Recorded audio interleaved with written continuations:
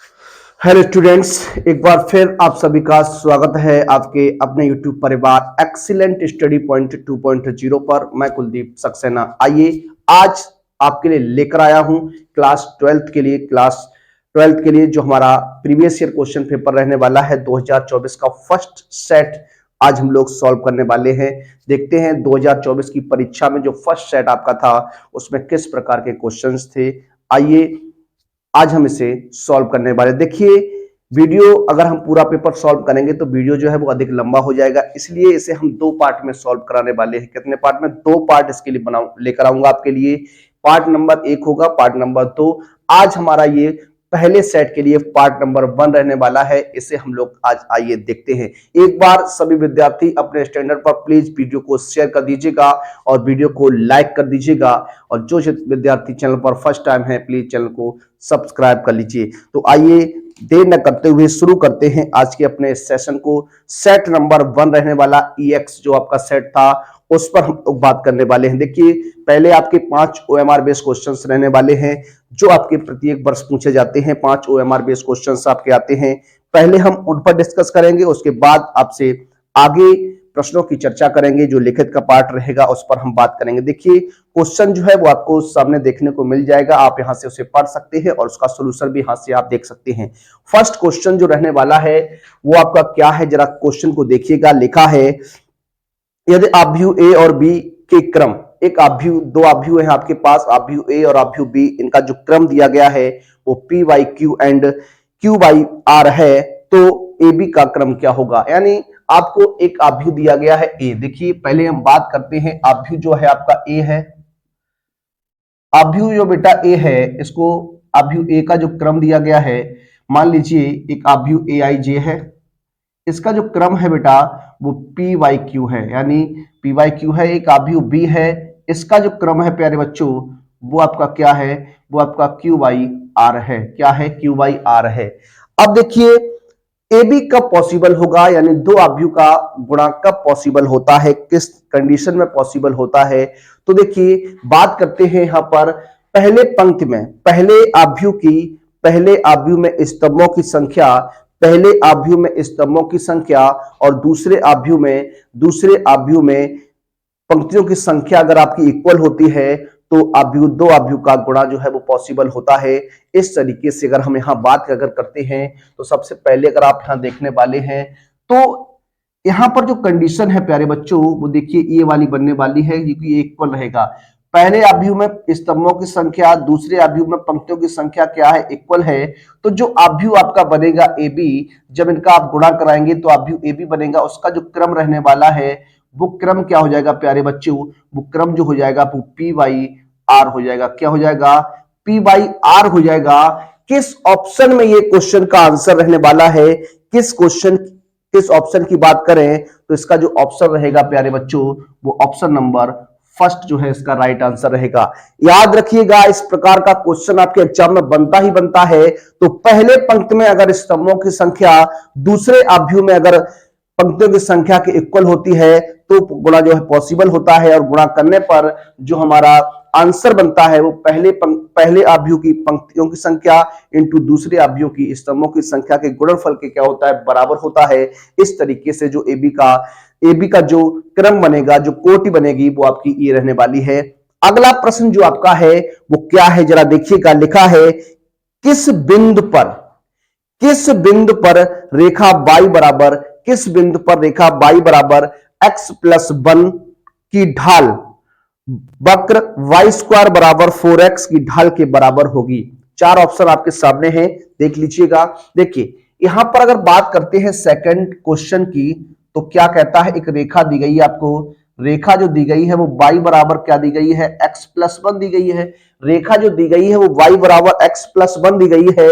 अगर हम बात करते हैं इस रेखा की प्रवणता की, इस रेखा की जो प्रवणता प्यारे बच्चों बनने वाली है उसे मैं m मान लेता हूं। क्या मान लेता हूं? m मान लेता हूं, या m1 कह सकते हैं। तो क्या हो जाएगा, m1 कह सकते हैं, तो ये क्या हो जाएगा, माइनस एक्स का गुणांक बटे बाई का गुणांक होता है, क्या माइनस एक्स का गुणांक बटे बाई का गुणांक होता है, या फिर इसका आप डिफरेंशियल कर दीजिए। देखिए अगर हम इसको डिफरेंशियल मेथड से करते हैं तो ये आपका क्या हो जाएगा, d d x of y equal to d d x d upon D x x plus zero हो जाएगा।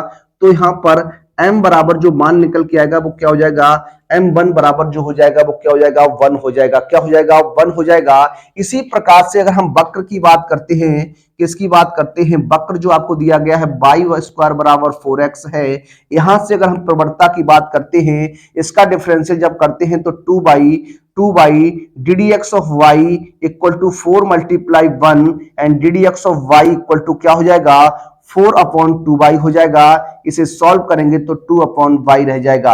ये देखिए जो d d x of y होता है यही हमारा क्या होता है, स्लोप होता है, यही हमारी क्या होती है, प्रवणता होती है। चूंकि प्रश्न में कहा कि दोनों की प्रवणता क्या है, इक्वल है, समान है, बराबर है, तो यहाँ दोनों को बराबर रख दीजिए। इसको हम m2 मान लेते हैं। तो प्रश्न के अनुसार अगर बात करें तो m1 बराबर क्या होगा, m2 रहने वाला है। तो ये क्या हो जाएगा, 1 इक्वल टू 2 बटे वाई, यानी y इक्वल टू कितना हो जाएगा, 2 हो जाएगा। इसे आप इक्वेशन नंबर 1 में रख दीजिए। इक्वेशन नंबर जब आप 1 में रखते हैं तो क्या कंडीशन बनती है, जरा देखिए। देखिए यहां से जब आप मान निकालेंगे, x का मान निकालेंगे, तो x बराबर जो हो जाएगा वो y माइनस 1 यानी 2 माइनस 1 यानी कितना हो जाएगा, 1 हो जाएगा। तो बिंदु जो बिंदु बनेगा प्यारे बच्चों वो 1,2 बनने वाला है। क्या 1,2 बनने वाला है। किस ऑप्शन में रहेगा, ये भी आपका फर्स्ट ऑप्शन में रहने वाला है। किस में रहने वाला है, फर्स्ट ऑप्शन में रहने वाला है। तो आइए बात करते हैं अपने अगले प्रश्न पर, प्रश्न नंबर 3 पर। देखिए बात करते हैं अपने अगले प्रश्न पर। अगला जो प्रश्न रहेगा हमारा प्रश्न नंबर 3 रहने वाला। देखिए क्या है, लिखा है समाकलन under root 1 plus sine 2x dx का मान आपको फाइंड आउट करना है, कितना होगा। देखिए अगर इस प्रश्न की बात करते हैं तो किस तरीके से आप हल करेंगे, इंटीग्रेशन अंडर रूट, यहां इसको लिख सकते हैं, क्या इसको लिख सकते हैं cos square x plus sine square x, और प्लस के साइन 2x का फॉर्मूला यहां खोल देंगे तो साइन एक्स कॉस एक्स हो जाएगा, और ये आपका dx हो जाएगा। देखिए ये किसी का होल स्क्वायर है तो इसको हम लिख सकते हैं root cos x plus sine x का होल स्क्वायर लिख सकते हैं। स्क्वायर से रूट कैंसिल हो जाएगा आपका। तो क्या बनेगा, क्या कंडीशन बनेगी, cos x से dx लिख सकता हूं प्लस इंटीग्रेशन साइन x से dx लिख सकता हूं। अब देखिए इनके इंटीग्रेशन की अगर बात करते हैं प्यारे बच्चों, तो cos x का जो इंटीग्रेशन होता है, cos x का जो इंटीग्रेशन होता है वो sin x होता है, और sin x का जो इंटीग्रेशन होता है वो माइनस का cos x होता है। तो क्या बनेगा आपका, देखिए यहां से हो जाएगा क्या, सॉरी यहां से हो जाएगा sin x minus cos x plus क्या हो जाएगा, सी हो जाएगा। इस तरीके से आपका बनेगा। किस ऑप्शन में ये रहने वाला है, किस ऑप्शन में ये रहने वाला है, sine x minus cos x plus C. Option number second जो होगा प्यारे बच्चों वो आंसर हो जाएगा। ऑप्शन नंबर जो सेकंड होगा वो आपका आंसर हो जाएगा। अगले प्रश्न की बात करेंगे। अगला जो प्रश्न लेंगे, प्रश्न नंबर रहेगा हमारा, प्रश्न नंबर जो रहेगा आपका 4th पार्ट रहने वाला है, घा से खा रहने वाला है। देखिए यहां पर आपको 2 वेक्टर्स दिए गए हैं, क्या एक वेक्टर ए है और एक वेक्टर बी है। क्या एक वेक्टर ए है और एक वेक्टर बी है। कह रहा सदिश 5i कैप माइनस की लैम्डा जे कैप प्लस का 2k कैप। 5i कैप, क्या 5i कैप माइनस की लैम्डा जे कैप प्लस के 2k कैप है, और दूसरा जो दिया गया है आपको 2i कैप प्लस के 3j cap, 2i cap plus के 3j कैप प्लस का 4k कैप। कह रहा परस्पर क्या है, परस्पर एक दूसरे पर क्या है, लंब है, परस्पर एक दूसरे पे लंब है। तो लैम्डा का मान आपको ज्ञात करना है। चूंकि अगर हम बात करते हैं वेक्टर ए जो है वो वेक्टर बी पर क्या है, लंब है, और अगर ऐसा है तो आप जानते हैं क्या कंडीशन होती है, ए डॉट बी बराबर क्या होता है प्यारे बच्चों, 0 होता है। ए डॉट बी बराबर क्या होता है, 0 होता है। ए डॉट बी बराबर 0 होगा तो यहां डॉट प्रोडक्ट कराएंगे तो क्या हो जाएगा, 5i माइनस का लैम्डा जे और प्लस का 2k हो जाएगा। डॉट प्रोडक्ट लेने वाले हैं 2i कैप प्लस का 3j कैप प्लस का 4k कैप इक्वल टू क्या हो जाएगा, 0 हो जाएगा। देखिए डॉट प्रोडक्ट्स जब लेते हैं तो i का i के साथ, j का j के साथ, k का k के साथ हम लेते हैं। देखिए तो i का i के साथ लेंगे तो 5 दूनी 10 हो जाएगा, माइनस का 3 लैम्डा हो जाएगा प्लस का 8 8 हो जाएगा, 4 दूनी 8 बराबर 0। देखिए हो जाएगा आपका 18, तो माइनस के 3 लैम्डा इक्वल टू माइनस 18 हो जाएगा। माइनस माइनस प्लस, लैम्डा की वैल्यू कितनी रहने वाली है? 6 हो जाएगी। लैम्डा का जो मान बनने वाला है वो 6 हो जाएगा। किस ऑप्शन में बैठेगा? ऑप्शन नंबर थर्ड जो होगा वो आपका राइट आंसर होगा। क्या? ऑप्शन नंबर जो थर्ड होगा वो आपका राइट आंसर होगा। आइए अगले प्रश्न की बात करते हैं और लेते हैं अपना अगला प्रश्न। देखिए अगले प्रश्न की बात करें तो अगला जो प्रश्न रहेगा हमारा, इसका फिफ्थ पार्ट रहने वाला है। पहले क्वेश्चन का ये फिफ्थ पार्ट रहेगा। ओएमआर बेस्ड क्वेश्चंस की हम लोग बात कर रहे हैं। कह रहा है अवकल समीकरण। क्या? अवकल समीकरण d2y over dx square equal to fourth root x plus ddx of y का होल स्क्वायर। इसकी क्या बतानी है आपको? कोट घात बतानी है। क्या बतानी है? घात बतानी है। तो आइए किस तरीके से इसको बात करते हैं, किस तरीके से अगर यहां बात करें तो सबसे पहले देखिए आपको क्या करना है। यहां पर इसका दो बार क्या करना है आपको? दो बार इसका वर्क करना पड़ेगा। क्या करना पड़ेगा? दो बार अगर वर्क करते हैं तो देखिए क्या हो जाएगा। यहाँ पर इसका फोर्थ रूट जो है उसको खोल देंगे तो क्या कर देंगे, देखिए ये हो जाएगा d2y ओवर dx स्क्वायर की पावर, इसको 4 लिख सकता हूं, इक्वल टू ये हो जाएगा cube fourth root x plus ddx of y का होल स्क्वायर, और इसकी पावर कितनी लगा देता हूं? 4 लगा देता हूं। अब इस 4 पावर से ये आपका रूट कैंसिल हो जाएगा, करडी कैंसिल हो जाएगी, तो यहां क्या हो जाएगा? d2y ओवर dx स्क्वायर की power 4 equal to x plus ddx of y का होल स्क्वायर है ये आपका। ठीक है। अब देखिए यहां से अगर हम बात करते हैं बेटा, हम दोनों कंडीशन की बात करते हैं। एक आपकी कोटि होती है और एक आपकी क्या होती है? घात होती है। एक कोट का कॉन्सेप्ट होता है, एक घात का कॉन्सेप्ट होता है। अगर हम बात करते हैं कोटि की, कोट की जब आप बात करते हैं तो आपको देखना क्या होता है, जितनी अधिक बार आपका डेरिवेटिव हुआ होता है वही हमारी क्या होती है? कोटि होती है। जितनी अधिक बार डिफरेंशियल हुआ होता है वही हमारी क्या होती है? कोटि होती है।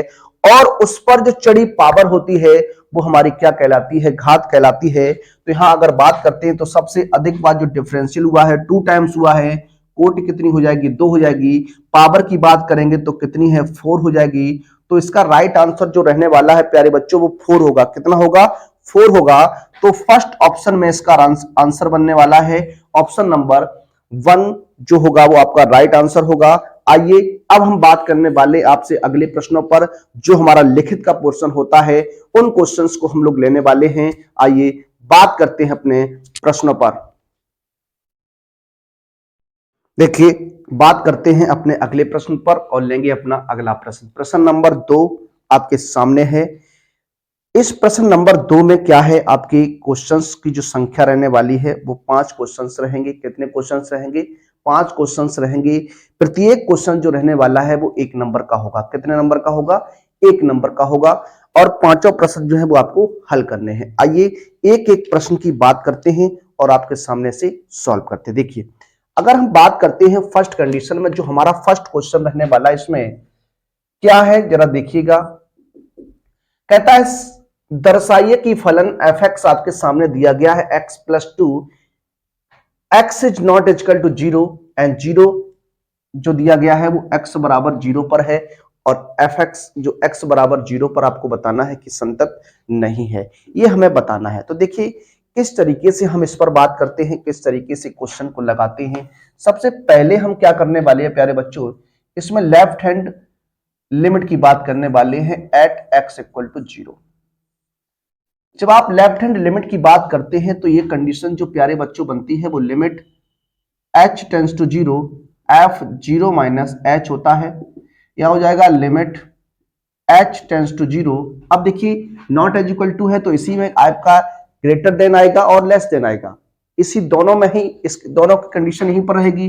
तो यहां देखिए इस x की जगह आपको 0 माइनस h प्लस 2 कर देना है। जब इसे आप सॉल्व करेंगे, जब इसे आप सॉल्व करेंगे, लिमिट रख दीजिए तो हो जाएगा माइनस का 0 प्लस का 2 कितना आएगा? 2 आ जाएगा। इसी प्रकार से अगर हम राइट हैंड लिमिट की बात करते हैं, right hand limit at x equal to 0, यहां पर भी हमें बात करनी है तो ये भी हो जाएगा क्या? Limit h tends to 0 f 0 plus h हो जाएगा। ये हो जाएगा लिमिट h टेंड्स टू 0 क्या? h टेंड्स टू 0 यहां पर आप रखिएगा तो 0 प्लस एच प्लस 2 हो जाएगा। यहाँ लिमिट प्रयोग कर दीजिए, एच का मान 0 तो 0 प्लस 2 कितना आ जाएगा, 2 आ जाएगा। अब अगर हम बात करते हैं फंक्शन की वैल्यू x बराबर 0 पर, x बराबर 0 की बात करते हैं तो x बराबर 0 पर जो फलन का मान रहने वाला वो कितना है, 0 है। अब देखिए यहां पर अगर बात करते हैं तो left hand limit is equal to right hand limit के बराबर है। क्यों? क्योंकि यहां 2 आ रहा है, यहां भी 2 आ रहा है, लेकिन जो फंक्शन की वैल्यू है वो आपकी बराबर नहीं है। जबकि संतत की कंडीशन में क्या होता है, कंटिन्यूअस की कंडीशन में क्या होता है, फंक्शन की वैल्यू राइट हैंड लिमिट और लेफ्ट हैंड लिमिट तीनों क्या होते हैं, इक्वल होते हैं। तब हमारा जो फंक्शन होता है वो कंटिन्यूअस होता है, संतत होता है। अब देखिए यहां पर हम बात लिख सकते हैं क्या, अतः x बराबर 0 पर, x बराबर 0 पर फलन, x बराबर 0 पर फलन fx संतत नहीं है। कैसा नहीं है, संतत जो है वो नहीं है, कंटिन्यूअस नहीं है।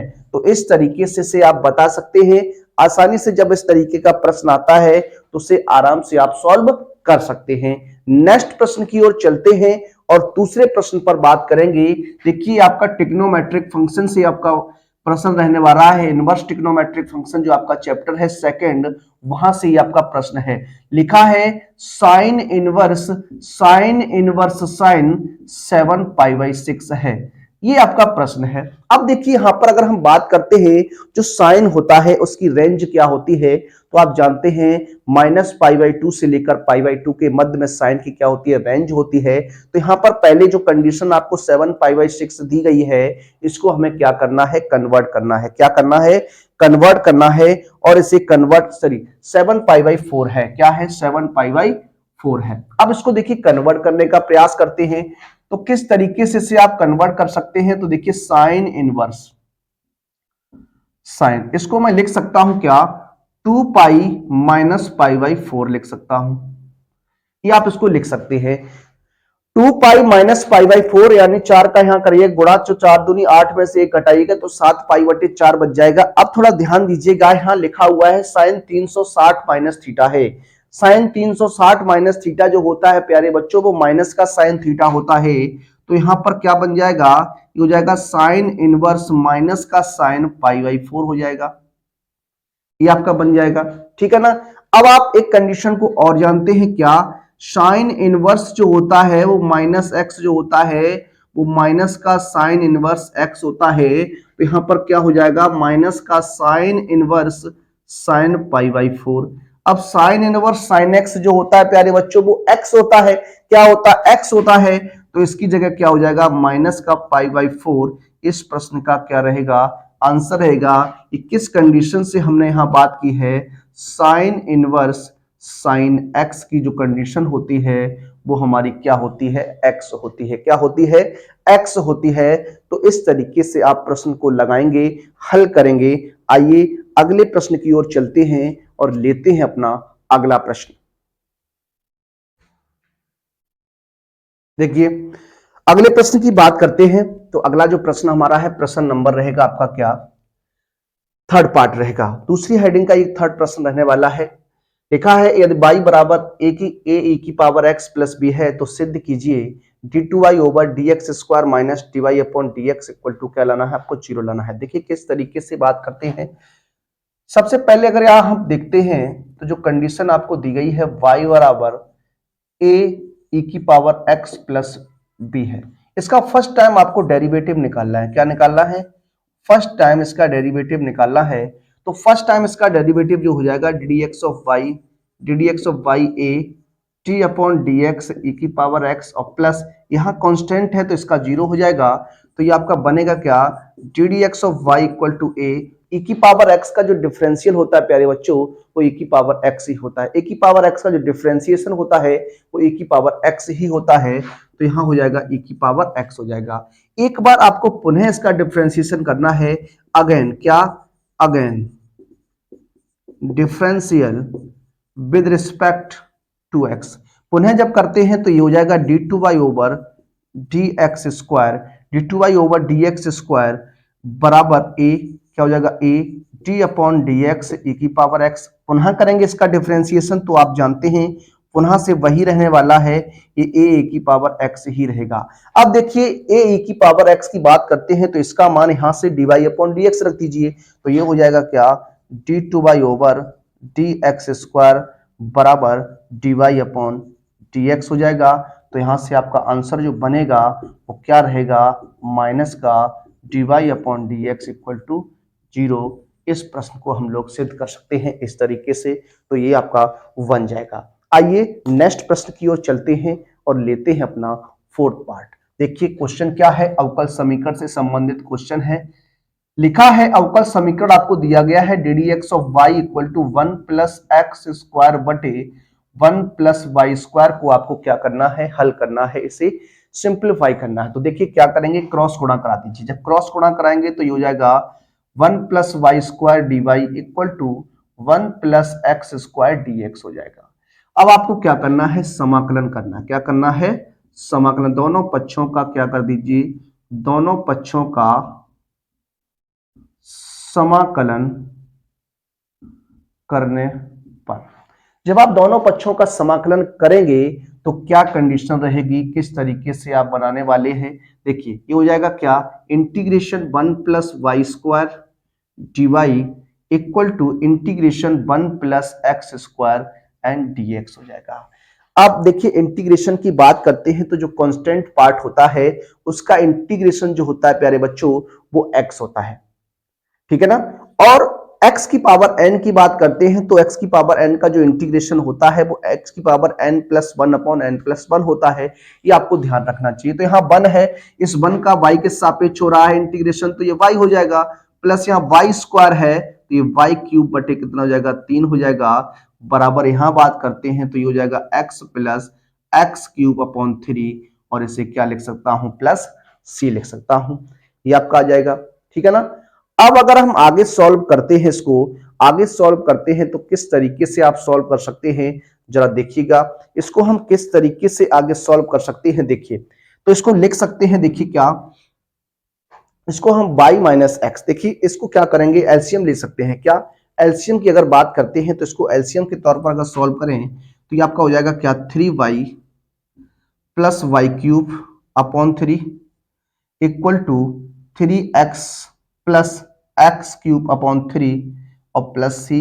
ये देखिए एलसीएम से इसको काट दीजिएगा, तो यहां पर हम पूरे का एलसीएम अगर बनाएं तो ये हो जाएगा प्लस 3c अपॉन 3, 3 से 3 कट जाएगा ये, तो यहां से हो जाएगा 3y प्लस वाई क्यूब बराबर 3x प्लस एक्स क्यूब, और इस 3c की जगह पे हम लिख सकते हैं क्या, c1 लिख सकते हैं, ठीक है ना।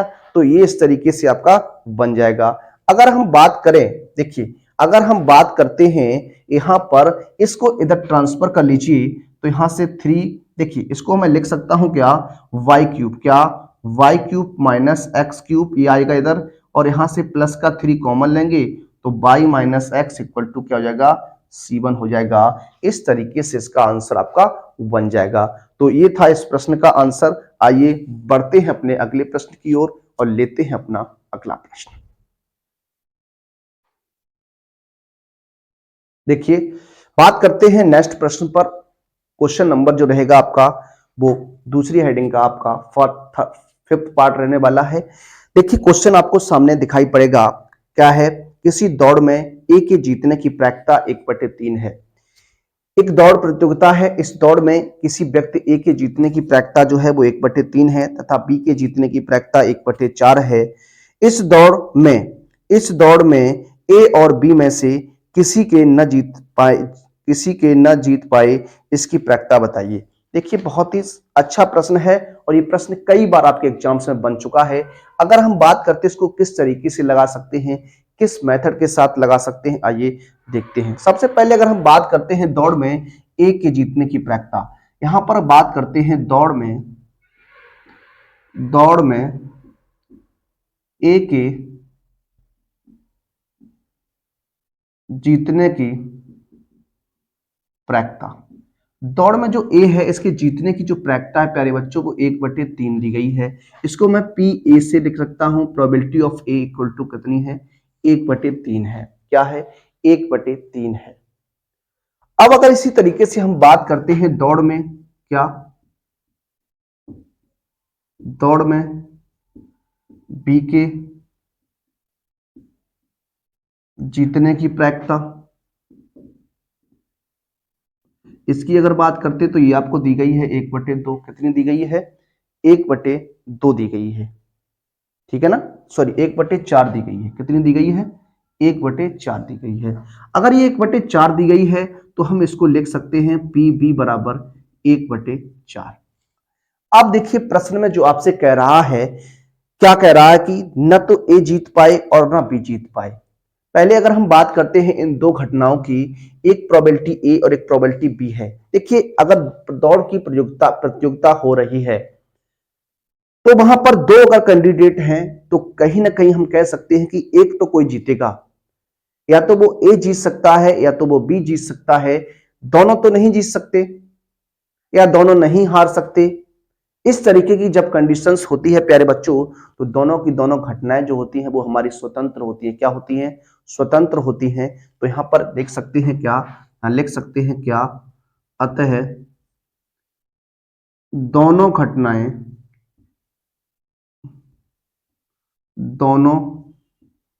घटनाएं परस्पर कैसी हैं, स्वतंत्र हैं। कैसी हैं, स्वतंत्र हैं।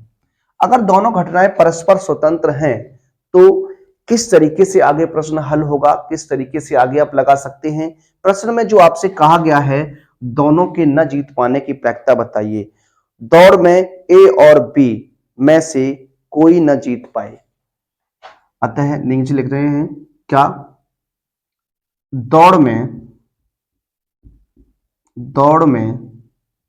ए व बी के, ए और बी के, क्या ए और बी के न जीत पाने की प्रायिकता। देखिए ये आपसे कह रहा है कि दोनों के न जीत पाने की प्रायिकता आपको बतानी है कि दोनों न जीत पाएंगे, इसकी क्या प्रायिकता बनेगी। तो इसको किस तरीके से आप बता सकते हैं, ये दोनों घटनाएं भी क्या होंगी, परस्पर स्वतंत्र ही रहने वाली हैं। तो इसको हम लिख सकते हैं P A dash intersection B dash, ये आपका हो जाएगा। तो इसको किस तरीके से हम बना सकते हैं, P A dash intersection B dash, इस तरीके से भी आप इसे लिख सकते हैं। तो ये हो जाएगा P A dash into P P dash. ये क्या है डैश, ये जो होता है वो न होने की प्रायिकता होती है, और जब हम इसकी बात करते हैं तो इसे पी ए हो जाएगा और ये आपका हो जाएगा 1 माइनस पी बी। अगर किसी घटना के घटित होने की प्रायिकता आपको मालूम है तो न घटित होने की प्रायिकता जब आप निकालते हैं तो उसे 1 में से हम घटा देते हैं। तो ये क्या हो जाएगा, देखिए 1 माइनस 1/3 और ये 1 माइनस 1/4। इसको सॉल्व करेंगे तो ये 3 एकम 3 में से घटाएंगे 2/3 बच जाएगा, मल्टीप्लाई ये हो जाएगा 3/4। तो इसको सॉल्व करेंगे तो ये आपका आंसर जो बनेगा वो कितना रहेगा 1/2। तो दोनों के जो जीतने की न जीतने की प्रायिकता रहेगी वो कितनी रहेगी, 1/2 रहने वाली है। इस तरीके से ये जो प्रश्न है वो आपका हल होता है। आइए बढ़ते हैं अपने अगले प्रश्न की ओर और लेते हैं अपना अगला प्रश्न।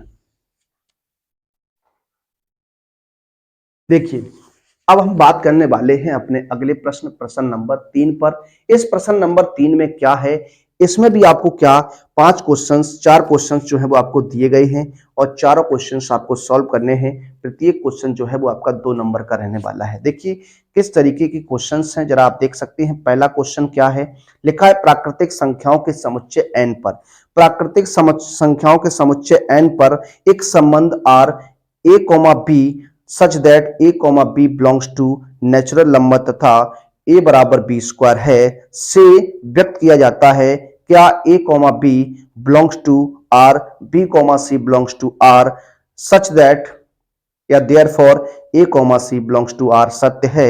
एक उदाहरण द्वारा पुष्टि कीजिए। देखिए एक उदाहरण के तौर पर आपको बताना है क्या एक कंडीशन जो है वो आपकी सत्य है या नहीं। देखिए रिलेशन की बात करते हैं, जो संबंध आपका डिफाइन है वो संबंध किस प्रकार से डिफाइन है, a, b such that A comma B belongs to natural number है, such that A comma B belongs to natural number है, तथा तथा जो ए है वो क्या है, बी का वर्ग है। इस तरीके से ये आपका एक रिलेशन है, ठीक है।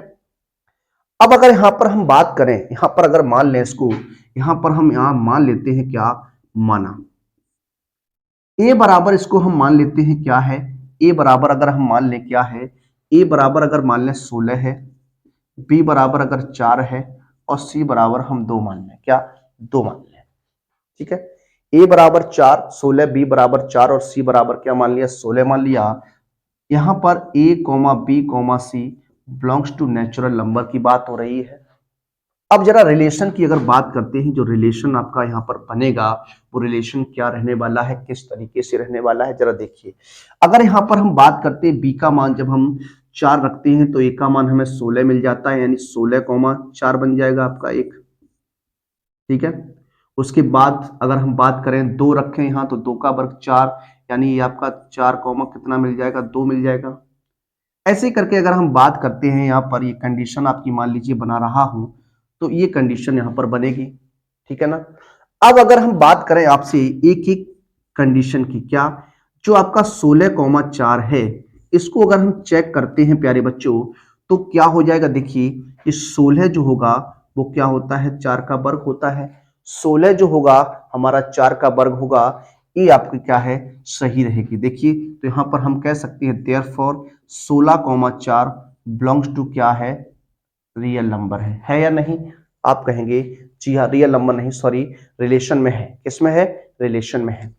अब दूसरी कंडीशन की अगर बात करते हैं, आपके 4,2 की बात करते हैं, तो यहां से भी हम बता सकते हैं 4 बराबर 2 का वर्ग होता है। जी हाँ, सही रहेगा। तो यहां लिख सकते हैं 4,2 बिलोंग्स टू बिलोंग्स टू इसमें रिलेशन आर में हो जाएगा। अब अगर हम यहां बात करें प्यारे बच्चों किसकी, 16,2, ये क्यों कर रहा हूं, क्योंकि आपसे क्या कहा प्रश्न में, a comma B belongs to real number and b comma c belongs to real number है। तो देयरफॉर हमें क्या बताना है, हमें बताना है क्या a comma c belongs to real number सत्य है या नहीं है। तो देखिए इसी कंडीशन के साथ अगर हम बात करते हैं, ये आपका ए कॉमा बी रहेगा, बिलोंग्स टू रियल नंबर है, बी कॉमा सी रहेगा, ये बिलोंग्स टू रियल नंबर है।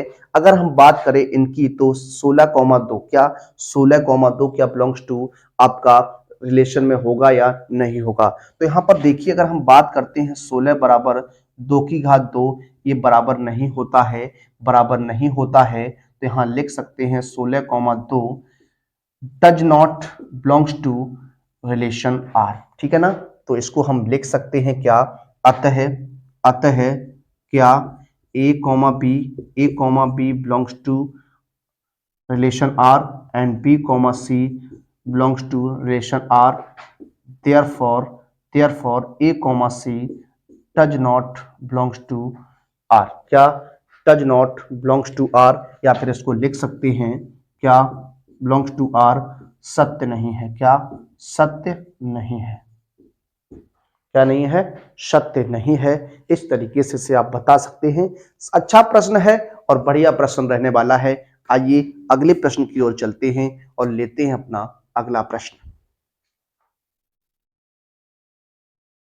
देखिए बात करते हैं अपने अगले प्रश्न पर। अगला जो प्रश्न रहेगा हमारा प्रश्न नंबर 2 रहने वाला है। थर्ड हेडिंग का लिखा है, यदि y बराबर x square plus 3x plus 4 upon e की पावर x cos x है, तो ddx ऑफ y का मान आपको क्या करना है, फाइंड आउट करना। देखिए डिफरेंशियल आपसे जानने का प्रयास कर रहा है, तो देखिए किस तरीके से लगाएंगे। देखिए यहाँ अंश बटे हर की जो है कंसेप्ट रहने वाला है, क्या अंश बटे हर का फॉर्मूला यहाँ पर लगेगा। तो देखिए फर्स्ट टाइम इसका डेरिवेटिव जब हम करने वाले हैं, डिफरेंशियल करने वाले हैं, differential with respect to x, तो ये हो जाएगा ddx ऑफ y, क्या ddx of y equal to क्या होता है, हर का तो वर्ग होता है, क्या होता है, हर का वर्ग होता है, क्या होता है, हर का तो वर्ग होता है। फिर क्या होता है, हर आता है, हर अंश का डिफरेंशियल हो जाता है, क्या होता है, अंश का differential x square plus 3x plus 4।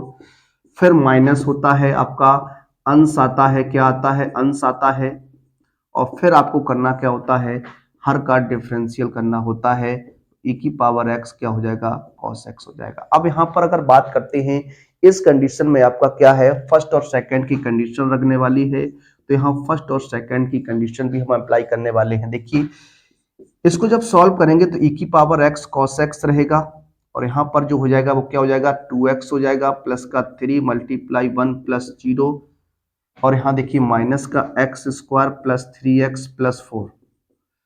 अब यहाँ पर क्या है, फर्स्ट और सेकंड की कंडीशन है, तो आप जानते हैं फर्स्ट और सेकंड में पहला फलन दूसरे का अवकलन होता है, प्लस दूसरा फलन पहले का क्या होता है, डिफरेंशियल होता है। ये आपका रहेगा, ठीक है। इस तरीके से हर में आपका क्या है, ये लिखा e की पावर x cos x का क्या, होल स्क्वायर। इस तरीके से आप इसे देखने वाले हैं, इस तरीके से इसे आप सॉल्व करेंगे। अब देखिए अगर आगे हम बात करते हैं तो आपको सभी के क्या करना है, डिफरेंशियल लिख देना है। यहाँ पर सभी का क्या करना है, डिफरेंशियल लिख देना है। देखिए क्या हो जाएगा, e की पावर x cos x, और यहाँ 2x प्लस 3, यहाँ देखिए minus x square plus 3x plus 4, और यहाँ पर जब सॉल्व करेंगे माइनस का cos x का जो डिफरेंशियल होता है वो माइनस साइन x होता है, तो ये हो जाएगा माइनस का e की पावर x साइन x और प्लस cos x, और e की पावर x का e की पावर x हो जाएगा। यहाँ पर क्या करेंगे, इसको हम होल स्क्वायर खोल देंगे तो इसको e की पावर हो जाएगा 2x into cos square x हो जाएगा। अब देखिए यहाँ गुणा करा दीजिए, यहाँ गुणा कराएंगे तो किस तरीके से आप बात बनने वाली, जरा देखिए। इसको हम गुणा कराते हैं, क्या कराते हैं, गुणा कराते हैं। देखिए जब आप गुणा कराएंगे तो क्या हो जाएगा, देखिए हो जाएगा 2x e की पावर x cos x हो जाएगा, प्लस 3 e की पावर x cos x हो जाएगा। यहां से देखिए, यहां से जब आप बात करते हैं, गुणा करते हैं, तो देखिए ये बहुत बड़ी कंडीशन बन जाएगी। तो इसको हम किस तरीके से लिख सकते हैं, देखिए यहां से जब आप सॉल्व करेंगे तो ये माइनस माइनस क्या हो जाएगा, प्लस हो जाएगा। इसमें से माइनस चिन्ह कॉमन लेंगे तो प्लस हो जाएगा। जब आपका प्लस हो जाएगा तो यहां से किस तरीके से आप लिख सकते हैं, देखिए एक्स स्क्वायर ई की पावर एक्स साइन एक्स हो जाएगा, एक्स स्क्वायर ई की पावर एक्स साइन एक्स हो जाएगा। उसके बाद आप यहां कराइएगा तो ये हो जाएगा माइनस का एक्स स्क्वायर ई की पावर एक्स कॉस एक्स हो जाएगा, ठीक है। प्लस क्या हो जाएगा, प्लस यहाँ पे ये माइनस माइनस प्लस हो चुका है, याद रखना। तो हो जाएगा 3x ई की पावर एक्स साइन एक्स, और उसके बाद यहां हो जाएगा माइनस क्या, माइनस 3x ई की पावर एक्स कॉस एक्स हो जाएगा।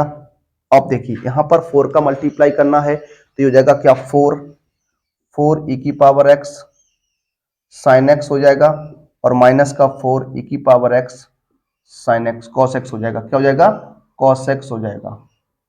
और बटे में जो आपका है उसको आप यूं ही लिख सकते हैं। देखिए ये हो जाएगा क्या, e की power 2x cos square x, ठीक है, ये आपका बनेगा। अब देखिए इसमें से जो कॉमन मिल सकता है उसको आप कॉमन निकाल लीजिए। तो कॉमन की अगर हम बात करते हैं, सबसे पहले देखिए e की पावर x cos x की बात करते हैं, तो e की पावर x यहां से cos x मिलेगा, यहां से मिलेगा, और देखिए यहां से मिल जाएगा, और आपका यहां से भी मिल जाएगा। देखिए कहीं कट तो नहीं रहा है, ये आपका कैंसिल हो जाएगा। e की power 3x cos x, e की पावर देखिए यहां से ये कैंसिल नहीं होगा, यहां इसके साथ x नहीं है, ठीक है ना। e की पावर x ये हो जाएगा आपका, यहां पर नहीं होगा ये। देखिए कहीं कुछ कैंसिल हो सकता है, देखिए कैंसिल तो आपका नहीं हो रहा है, ठीक है।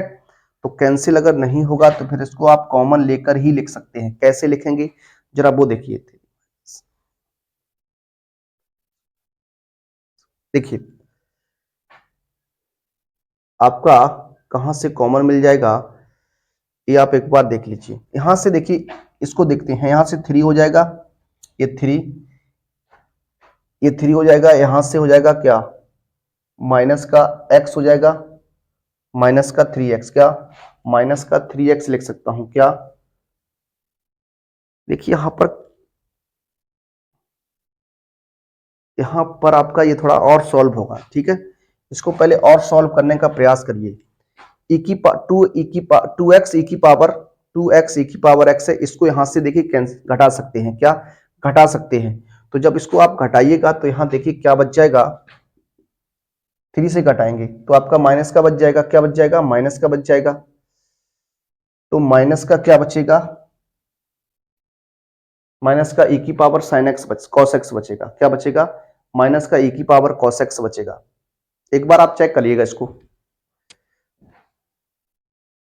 देखिए अगर हम बात करें, थोड़ा यहां ध्यान दीजिएगा, इसको हम थोड़ा साफ कर लेते हैं यहां से और अब आपको क्वेश्चन को सॉल्व कराने का प्रयास करते हैं आगे किस तरीके से आपको करना। देखिए यहां पर हम जानते हैं कि ये आपकी कंडीशन बनेगी, तो यहां पर देखिए इसको लिख सकता हूं क्या, 2x प्लस 3 e की पावर x cos x रहेगा।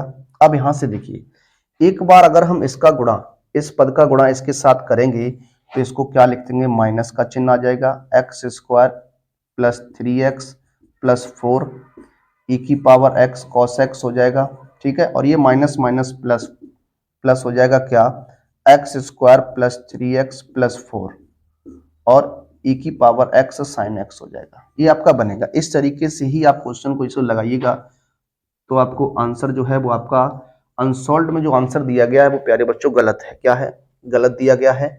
तो यहां से जो आंसर बनेगा देखिए क्या हो जाएगा, 2x प्लस 3, इसको लिखेंगे minus x square, minus x square minus का 3x माइनस का 4 हो जाएगा, e की पावर x cos x हो जाएगा और यहाँ प्लस। देखिए इसको आप ऐसे ही लिखा रहने दीजिए, जो आपका अनसॉल्व्ड में जो आंसर दिया गया है वो आपका गलत है। ठीक है, देखिए इसको सॉल्व कर दीजिए। जब आप इसको सॉल्व करेंगे तो d d x of y का जो आंसर बन के आएगा वो देखिए क्या आएगा। यहां से इसको पहले लिख देता हूं, क्या, x square plus 3x plus 4 ई की पावर x साइन x हो जाएगा और माइनस, सॉरी यहां पर प्लस ही रखते हैं या फिर आप माइनस रख लीजिए, क्या, माइनस कर लीजिए। अब देखिए यहां से अगर माइनस एक्स स्क्वायर यहां बचेगा, यहां पर माइनस का एक्स और माइनस का 1, यहां से सॉल्व करेंगे, माइनस एक्स स्क्वायर 2 में से 3 घटाएंगे माइनस का एक्स और 3 में से 4 घटाएंगे माइनस का बचेगा, तो हम माइनस चिन्ह कॉमन लेंगे, क्या हो जाएगा, x square plus x plus 1 ई की पावर एक्स कॉस एक्स बटे ई की पावर 2x और कॉस स्क्वायर एक्स जो होगा वो आपका क्या हो जाएगा, आंसर हो जाएगा। ये आपका आंसर रहने वाला है। इस तरीके से आप लगा सकते थे, हल कर सकते थे। आइए अगले प्रश्न की ओर चलते हैं और लेते हैं अपना अगला प्रश्न।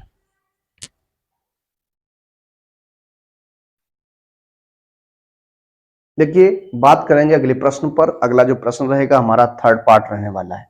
क्वेश्चन क्या है जरा आप देख सकते हैं। क्वेश्चन जो है वो लिखा है, अवकल समीकरण d d x of y equal to e की पावर एक्स साइन एक्स को हल कीजिए। देखिए इसको हल करेंगे तो सबसे पहले आपको क्या करना है, इसे D y equal to e की पावर एक्स साइन एक्स और क्या लिख देना है, डी एक्स लिख देना। अब आपको क्या करना है, इसका समाकलन कर देना। क्या कर देना है, समाकलन करना है। जब आप इसका समाकलन करेंगे ऑन इंटीग्रेशन करेंगे तो देखिए क्या हो जाएगा, integration d y equal to integration e की power x sine x and d x हो जाएगा। अब देखिए यहाँ पर दो फंक्शन एक साथ हैं तो वहां पर आप आइलेट का प्रयोग करने वाले हैं। किसका प्रयोग करने वाले हैं, आइलेट का प्रयोग करेंगे।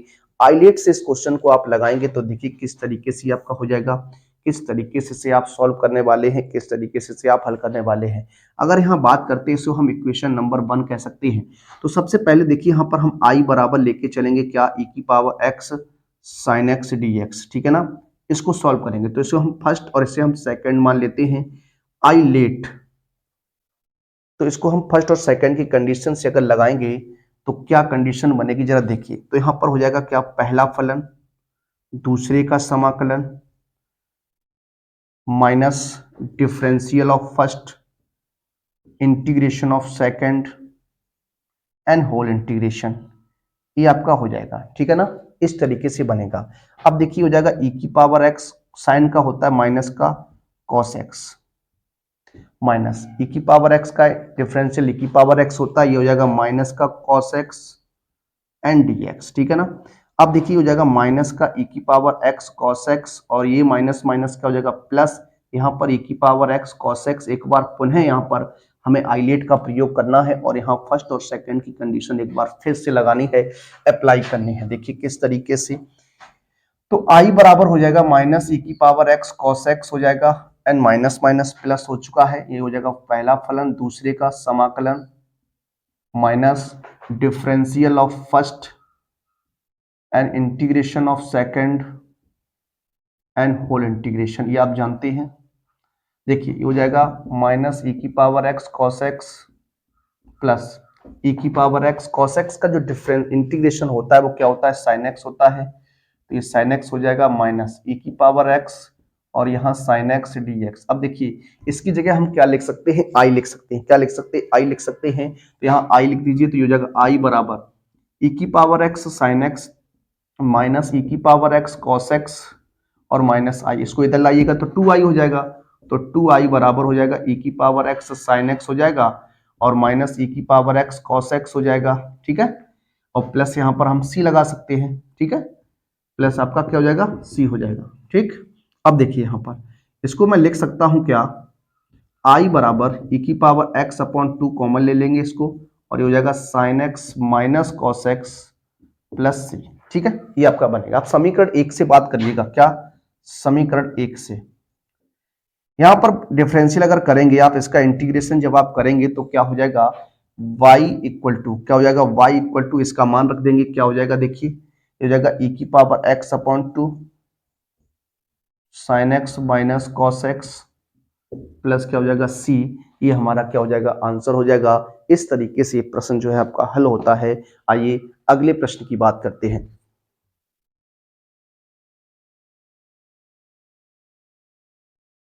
देखिए बात करेंगे अगले प्रश्न पर। अगला जो प्रश्न है हमारा, प्रश्न नंबर रहेगा आपका थर्ड हेडिंग का, ये आपका फोर्थ क्वेश्चन रहने वाला। लिखा एक पासे को एक बार उछाला जाता है, एक पासा है उस पासे को एक बार उछाला जाता है। पासे पर प्राप्त संख्या जो 3 का अपवर्त है को ई से और पासे पर प्राप्त संख्या जो सम है एफ से निरूपित करते हैं। क्या ई तथा एफ स्वतंत्र घटनाएं हैं या नहीं। तो आइए बात करते हैं। सबसे पहले अगर हम बात करते हैं कुल समष्टि कुल प्रतिदर्श की बात करते हैं। देखिए कुल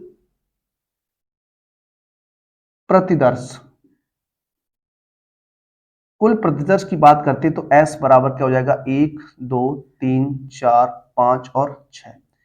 अब आप जानते हैं कुल प्रतिदर्श, कुल सैंपल स्पेस जो रहने वाले हैं 6 रहेंगे, क्योंकि पासा जो होता है उसमें 6 तक की संख्या जो है वो आपकी लिखी हुई होती है, तो इसमें 6 आ जाएगा। अब अगर बात करते हैं, उसने कहा क्या जो आपका 3 का अपवर्त है, क्या 3 का अपवर्त, तो इसको हम ई से लिख सकते हैं। क्या ई से, क्या 3 का अपवर्त, इसमें 3 कॉमा क्या रहेगा, 6 रहेगा। ऐसे ही करके जो आपका है सम संख्या, क्या सम संख्या, तो सम संख्या को हम f से डिनोट करेंगे। तो सम संख्या की बात करेंगे तो इसमें 2 4 और कितना रहेगा, 6 रहेगा, ठीक है।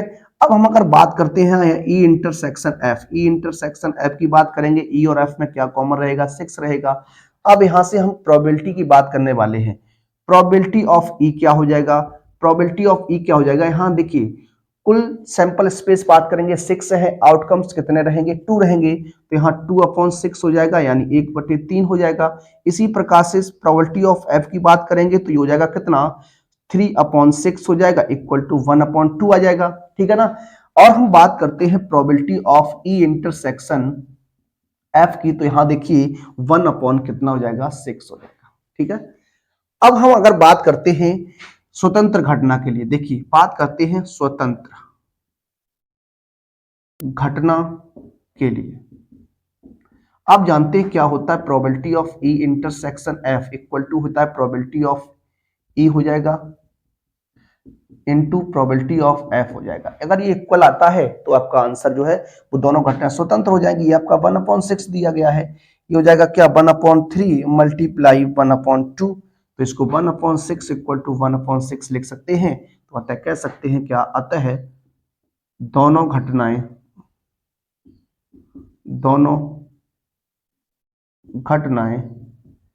ई तथा एफ स्वतंत्र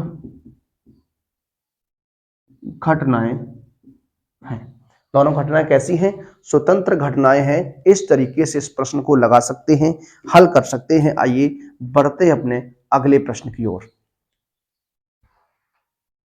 देखिए बात करते हैं अगले प्रश्न पर और लेते हैं अपना अगला प्रश्न, प्रश्न नंबर 4 क्या है, जरा देखिए। कहता है अवकलन कीजिए। क्या करना है? अवकलन करना है। y बराबर cos x की पावर क्या है? sin x है। y बराबर cos x की पावर क्या लिखा है? sin x लिखा है। वेरिएबल की पावर वेरिएबल रहने वाली है, तो आपको क्या करना है? इसका सबसे पहले लॉग लेना है। क्या लेना है? लॉग लेना है। तो यहाँ क्या करने वाले हैं? आपको लॉग लेने पर, क्या लॉग लेने पर, जब आप लॉग लेंगे ये हो जाएगा आपका log y equal to power आपकी आगे आ जाएगी, हो जाएगा sin x log cos x। ये आपका बनने वाला। अब आपको क्या करना है? इसका डिफरेंशियल करना है, तो एक को फर्स्ट और एक को सेकंड फलन मान लेंगे। अब देखिए बात करते हैं इसके डिफरेंशियल पर। किस पर? डिफरेंशियल विद रिस्पेक्ट टू क्या हो जाएगा? x हो जाएगा। क्या हो जाएगा? x हो जाएगा। अब आप जानते हैं जो log x होता है उसका डिफरेंशियल क्या होता है? 1/x होता है। क्या होता है? 1/x होता है। ये हो जाएगा आपका 1/y एंड y का करेंगे ddx ऑफ y हो जाएगा इक्वल टू, यहां से पहला फलन sin x हो जाएगा, डिफरेंशियल ऑफ सेकंड यानी log cos x हो जाएगा, plus log cos x and differential of first कितना? sin x। ये आपका रहेगा। अब आपको क्या करना? इनकी डिफरेंशियल्स लिख देने हैं। देखिए डिफरेंशियल्स की बात करते हैं तो ये हो जाएगा 1/y ddx of y n equal to, ये हो जाएगा sin x। log की बात करते हैं तो ये हो जाएगा log 1/x और cos x का यहां फिर पुनः करेंगे, क्या हो जाएगा? cos x प्लस ये आपका log क्या है? log cos x रहेगा और साइन का करेंगे तो क्या हो जाएगा? cos x हो जाएगा। ठीक है, ये आपका बनेगा। अब इसको लिख सकते हैं क्या? 1/y ddx of y equal to, ये हो जाएगा cos बटे साइन की, साइन बटे cos की कंडीशन क्या होती है? cot होती है। क्या होती है? cot हो जाएगी। ये cot x इंटू यहाँ cos का करेंगे तो माइनस का sin x हो जाएगा, प्लस इसको लिख सकता हूं क्या? cos x into log cos x। ठीक है, ये आपका बन जाएगा। अब देखिए इस y को क्या करना है? गुणा कर देना क्रॉस, ये हो जाएगा ddx of y equal to क्या लिख सकता हूं? y माइनस का sin x cot x plus cos x into log cos x। अब देखिए यहां पर क्या करना? जो y का मान है, जो y का मान है उसे आपको यहां पर रख देना है। देखिए यहां पर थोड़ा ध्यान दीजिएगा, साइन बटे कॉस है, साइन बटे कॉस है तो ये क्या हो जाएगा? टेन हो जाएगा। क्या हो जाएगा? टेन एक्स हो जाएगा। सॉरी यहां पर कॉट एक्स लिख दिया हमने, लेकिन यहाँ क्या होगा?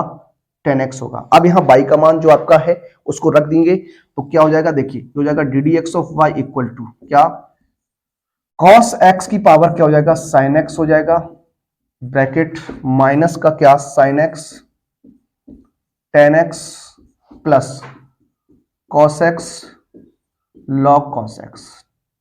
ये जो है वो आपका क्या हो जाएगा? इस प्रश्न का आंसर हो जाएगा। इस तरीके से इसका आंसर बनेगा। आइए पढ़ते हैं अपने अगले प्रश्न की ओर और लेते हैं अपना अगला प्रश्न। देखिए बात करेंगे अपने अगले प्रश्न पर और लेंगे अपना अगला प्रश्न, प्रश्न नंबर 4 का दूसरा पार्ट रहने वाला है। कहता है एक लीप ईयर्स में, एक लीप वर्ष में 53 रविवार होने की प्रायिकता क्या है? किस तरीके से इसे आप निकाल सकते हैं? आइए बात करते हैं। देखिए अगर हम इस क्वेश्चन को सॉल्व करने का प्रयास करें तो आप जानते हैं लीप वर्ष जो होता है हमारा, लीप वर्ष इसको हम अधिवर्ष भी कहते हैं। लीप वर्ष में अगर बात करते हैं कुल दिन की, किसकी बात करते हैं? कुल दिन की बात करते हैं तो ये आपका कितने दिन होते हैं? 366 दिन होते हैं। कितने दिन होते हैं? 366 दिन होते हैं। अगर यहाँ पर बात करते हैं प्यारे बच्चों कुल सप्ताह की, कुल सप्ताह की अगर बात करेंगे तो आप जानते हैं अब 52 सप्ताह होते हैं एक वर्ष में, चाहे वो आपका साधारण वर्ष रहे चाहे वो आपका लीप वर्ष रहे, उसमें 52 सप्ताह होते। कितने होते हैं? 52 सप्ताह होते, 52 वीक होते हैं। तो यहाँ पर देखिए अगर 52 की बात करते हैं तो प्रत्येक दिन जो होता है वो 52 बार आता है। तो यहाँ आप बता सकते हैं क्या? प्रत्येक दिन 52 बार आएगा। कितने आएगा? प्रत्येक दिन जो होगा वो कितनी बार आएगा? 52 बार आएगा। ये आपको याद रखना है, चाहे वो आपका साधारण वर्ष रहे चाहे वो आपका लीप वर्ष रहे, उसमें क्या होता है? प्रत्येक दिन जो होता है रिपीट होता है 52 बार। कितनी बार रिपीट होता है? 52 बार रिपीट होता है। अब देखिए यहां बात करते हैं अतिरिक्त दिन। किसकी बात करते हैं? अतिरिक्त दिन की बात करते हैं। जब आप अतिरिक्त दिन की बात करेंगे तो अतिरिक्त दिनों की जो संख्या रहेगी वो कितनी रहेगी? 2 रहेगी। कितनी रहेगी? 2 रहेगी, क्योंकि 364 हो जाएगा। 364 तो अतिरिक्त दिनों की संख्या 2 हो जाएगी। कितनी हो जाएगी? 2 हो जाएगी। अब अतिरिक्त दिनों की संख्या अगर 2 है तो इन 2 दिनों में से कोई 2 दिन होंगे। हो सकता है सोमवार सोमवार मंगलवार भी हो, मंगलवार बुधवार भी हो। तो देखिए अगर बात करते हैं यहां से कौन कौन सा परिणाम बन सकता है, कुल परिणाम, परिणाम की बात करते हैं तो यहां से परिणाम जो आपका बन सकता है वो क्या क्या हो सकता है, जरा देखिए। यहां से अगर बात करते हैं तो वो आपका क्या हो सकता है, सोमवार मंगलवार हो सकता है, एक कंडीशन आपकी ये रहेगी। उसके बाद हम कह सकते हैं कि वो मंगलवार बुधवार हो सकता है, और उसके बाद हम कह सकते हैं क्या, बुधवार गुरुवार हो सकता है। और यहां पर अगर बात करते हैं गुरुवार शुक्रवार हो सकता है। जो अतिरिक्त 2 दिन है उसकी कंडीशन की हम बात कर रहे हैं, ये आपको ध्यान देना है। सोमवार मंगलवार, मंगलवार बुधवार, बुधवार गुरुवार, और गुरुवार शुक्रवार, शुक्रवार शनिवार हो सकता है, शनिवार रविवार हो सकता है। और एक कंडीशन आपकी बनेगी क्या, रविवार और सोमवार। तो ये कंडीशन आपकी रहने वाली है। जो अतिरिक्त 2 दिन है प्यारे बच्चों, उनमें सोमवार मंगलवार हो सकता है, मंगलवार बुधवार हो सकता है, बुधवार गुरुवार हो सकता है, गुरुवार शुक्रवार हो सकता है, शुक्रवार शनिवार हो सकता है, शनिवार रविवार हो सकता है, रविवार सोमवार हो सकता है। तो ये कंडीशंस आपकी रहने वाली हैं। अब अगर देखिए अगर बात करते हैं कुल परिणाम की, कुल परिणाम की बात करते हैं, कुल संभावित परिणाम क्या है, कुल संभावित परिणाम। तो आप इन्हें गिन लीजिए, कुल संभावित परिणाम कितने रहेंगे, 7 रहने वाले हैं। कितने रहने वाले हैं, 7 रहने वाले हैं। और अनुकूल परिणाम की बात करें, क्या अनुकूल, जो हमें ज्ञात है अनुकूल परिणाम, अनुकूल परिणाम आपके कौन कौन से हो जाएंगे, 2 हो जाएंगे। कौन कौन से हो जाएंगे, एक आपका हो जाएगा शनिवार रविवार वाला, शनिवार रविवार, और दूसरी कंडीशन बनेगी रविवार और सोमवार की। ये 2 कंडीशन आपकी अनुकूल परिणाम में रहने वाली हैं। तो 53 रविवार होने की प्रायिकता आपसे पूछ रहा है, तो यहां आप बता सकते हैं क्या, 53 रविवार होने की प्रायिकता, ये क्या हो जाएगा, अनुकूल परिणाम, अनुकूल परिणाम बटे कुल संभव परिणाम, कुल संभव परिणाम। तो क्या हो जाएगा, ये आपका हो जाएगा कितना, अनुकूल परिणाम कितने हैं आपके, 2, और बटे कितना, 7। इस तरीके से ये प्रश्न जो है वो आपका हल होता है। इंपॉर्टेंट क्वेश्चन है और आपके एग्जाम्स में बार बार ये क्वेश्चन पूछा जाता है। आप इस क्वेश्चन को तैयार रखेंगे। आइए बात करते हैं अपने अगले प्रश्न पर। देखिए बात करते हैं अपने अगले समीकरण पर, अगले प्रश्न पर। लिखा है क्या, बिंदु 5,2,-4 से होकर जाने वाली तथा सदिश 3i cap plus 2j cap minus 8k cap के समांतर रेखा का सदिश समीकरण ज्ञात कीजिए। देखिए बात करते हैं, इस क्वेश्चन को लगाने का प्रयास करेंगे। सबसे पहले अगर बात करते हैं बिंदु जो आपको दिया गया है, इसको मैं वेक्टर ए, इसका सदिश वेक्टर मान लेता हूं, क्या हो जाएगा 5i कैप प्लस का 2j कैप माइनस का 4k कैप। और जो सदिश दिया गया है आपको, वो सदिश क्या है, वेक्टर बी रहेगा, कितना 3i कैप प्लस का 2j कैप माइनस का 8k कैप, ये रहेगा आपका। अब हम बात करने वाले हैं बिंदु। देखिए बिंदु वेक्टर ए से होकर जाने वाले, जाने वाली, लिखिए जाने वाली तथा सदिश वेक्टर बी के समांतर, समांतर रेखा का सदिश समीकरण। ये होता है vector R is equal to vector A plus T vector B. ये हमारा होता है सवाल। देखिए फॉर्मूला होता है, वेक्टर ए की बात करते हैं तो ये आपका हो जाएगा 5i कैप प्लस का 2j कैप माइनस का 4k cap plus T, B का मान रख दीजिए 3i कैप हो जाएगा और प्लस का 2j कैप हो जाएगा माइनस का 8k कैप हो जाएगा। ये हमारा क्या है, सदिश समीकरण है। इसे हम क्या कहते हैं, सदिश समीकरण कहते हैं। देखिए इसको कभी कभी क्या है प्रश्न कर देता है आपका, क्या सदिश समीकरण को कार्तीय समीकरण में बदलिए। तो किस तरीके से आप बदलते हैं, आइए उस पर भी हम बात कर लेते हैं। वैसे हमारा आंसर जो है यहीं तक रहेगा। देखिए अब बात करते हैं कार्तीय समीकरण की। किसकी बात करें, कार्तीय समीकरण की बात करें।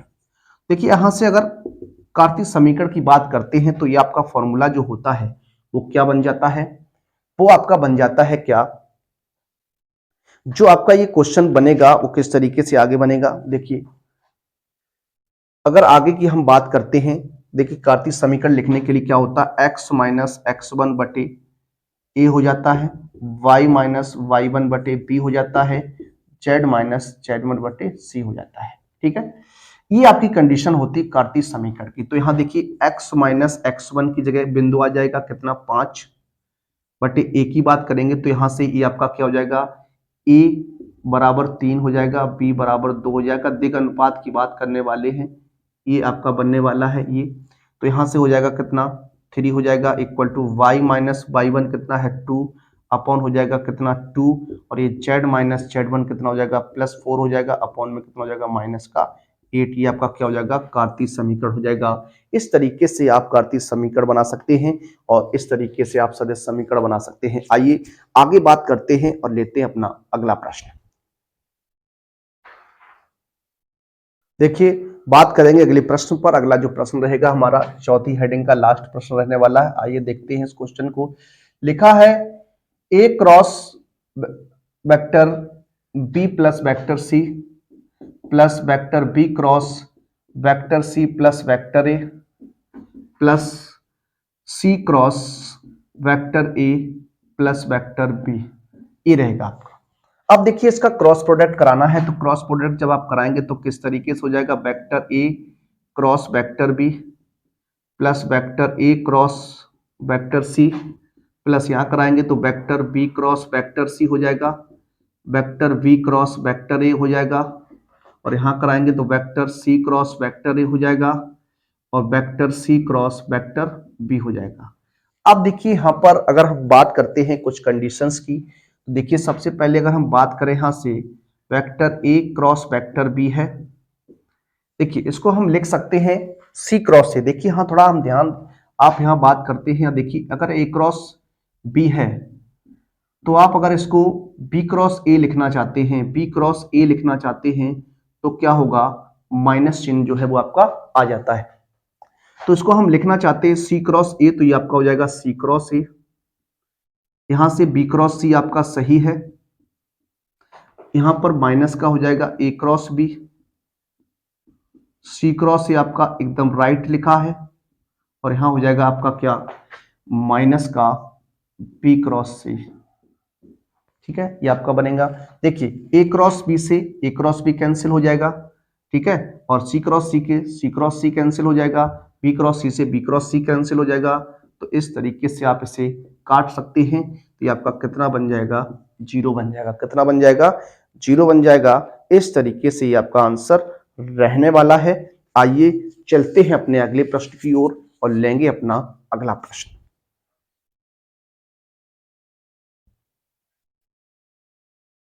देखिए बात करते हैं अपने अगले प्रश्न पर। अगला जो प्रश्न रहेगा हमारा प्रश्न नंबर 5, उसका फर्स्ट पार्ट लेने वाले हैं। देखिए क्या है क्वेश्चन, एक बार आप पढ़िएगा क्वेश्चन को।